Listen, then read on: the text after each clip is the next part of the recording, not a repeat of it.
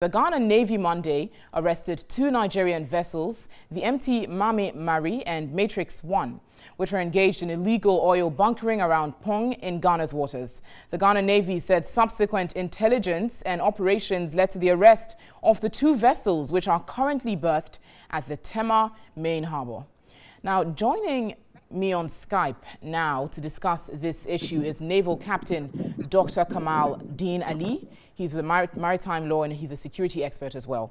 Good afternoon and thanks for agreeing to speak with us here. Yeah, good afternoon, Natalie. Now, to start off, we've experienced the issue of pirates seizing vessels on our waters and now oil bunkering. How serious is this situation in the context of maritime security? Thank you.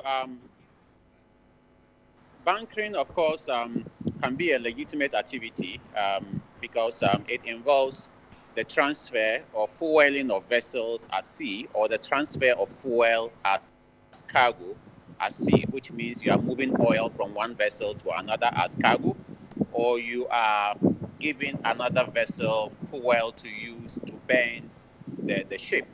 So in that way, it can be a legitimate activity. But once it is unregulated, it has serious security implications. It has serious environmental implications.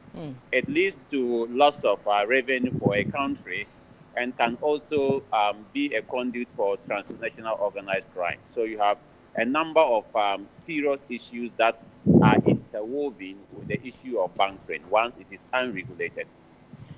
You say it has serious environmental implications. I'm sure it has serious security implications as well. So how exactly is our security agencies positioned to deal with it? There are security implications because once vessels are engaged in bunkering, the vessels themselves can become vulnerable. 2 years ago, in the case of Ghana, a couple of vessels that were hijacked by pirates within the Ghanaian waters, those vessels were engaged in bunkering. And because the bunkering is unregulated, they do not have any protection. They become vulnerable and they are taken by pirates.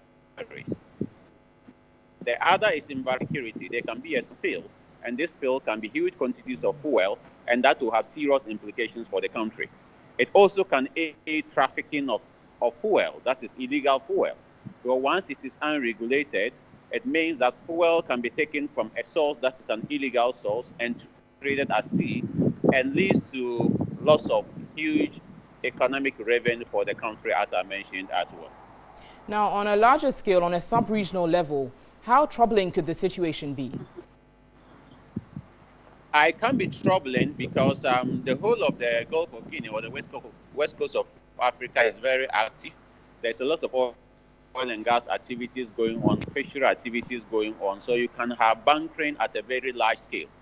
What it requires, therefore, is that you need regulation at national level, and then there can then be synergy at the regional level. Of course, we do have some level of regulation in this country. There are key institutions that are handling this. In the case of bunkering, you are talking about the MPA and you are talking about the Ghana Maritime Authority. But these institutions will have to straighten and strengthen the regulatory framework. We as a country must assert jurisdiction over bunkering, and in so doing, we can then have in place the regulations to deal with it and to strengthen our responses to illegal or unregulated bunkering. Dr. Kamal Dean Ali, thanks for your inputs there and joining us on this issue. We've got more on it subsequently.